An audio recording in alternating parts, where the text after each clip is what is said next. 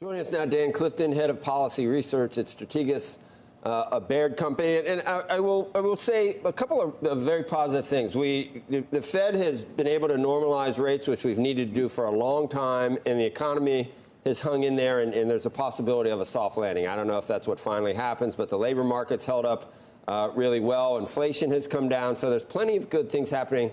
So if I were advising the president, I might take a different tack.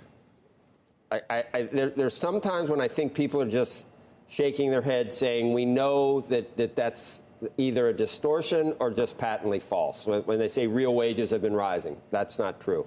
When you take credit for the 13 million jobs, they're the 13 million that we lost, basically.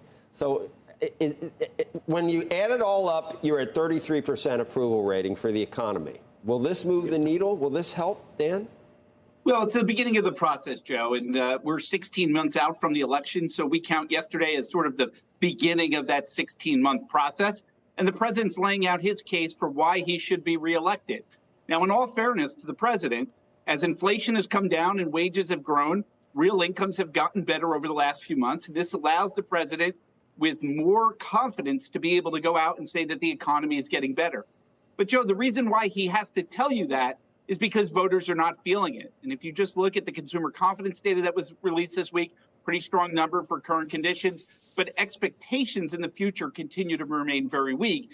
And so the president is laying out his case now for why he should be reelected, why his policies are better, and why people's lives are going to be better. And then that allows him to then contrast with whoever the Republican candidate's going to be.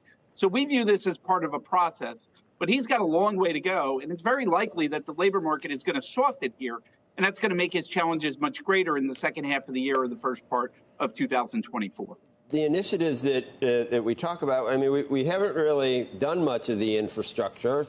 We know that it's coming, so that hasn't, you can't really credit that with any of the good things happening. The CHIPS Act, people on both sides of the aisle, it was bipartisan, but there are some people that think it's odd for the government to pick favored industries. The transition to clean energy, that may or may not be wise if it takes away capital from what we're going to need in hydrocarbons. So all those things, they may end up paying up, but they haven't played into where we are, the economy. So what pro-growth initiatives has the president or the Biden administration passed that do account for the strong economy that we have? Where is it? It just seems like I don't know what you'd point to.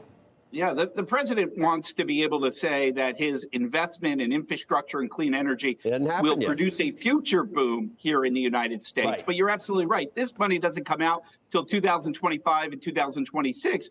And it's very different than handing out checks where consumers feel that. And so what they're pointing to is the big rise in manufacturing investment that's happening in CapEx that you've been seeing, but it's hard to connect the two. And there's this very famous chart being sent around Washington this week, which takes the consumer price inflation and puts the passage of the Inflation Reduction Act. And coincidentally, they were right at the same time. We would argue that inflation is coming down because the money supply has been contracting, and that tends to lead inflation. This is the first time since the 1940s that the money supply is contracting, and ultimately you're going to get inflation down. The risk is that as that inflation comes down, it begins to reduce profits, reduce job creation, and the president's out there saying about how great the economy is when it could actually start to falter. So there is a bit of a risk here, but clearly the economy is the dominant factor for presidents to get reelected.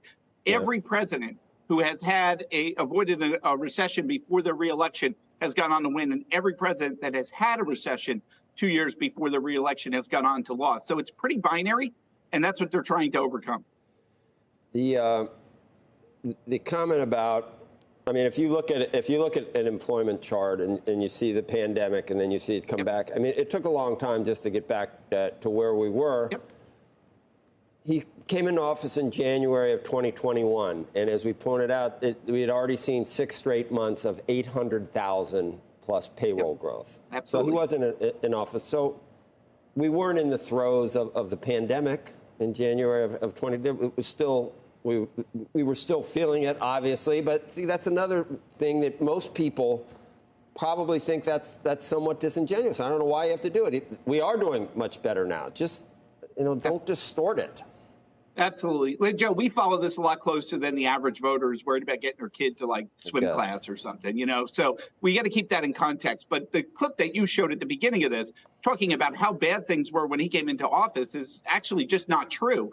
In fact, we had a vaccine, we were on the verge of reopening, and the Fed and Congress made a decision that they were going to continue $2 trillion of new spending that they enacted and continue to buy bonds for another year later. It's one of the greatest economic policy errors over the last 100 years, because now we have to rid that inflation out of the system. I think what the president's been more focused on is the second part of his agenda, which is this infrastructure, clean energy, and chips. And while voters don't feel it directly, tangentially, they say, oh, that sounds great. You read the Wall Street Journal today, much of the Chinese spy balloon had U.S.-made equipment on it.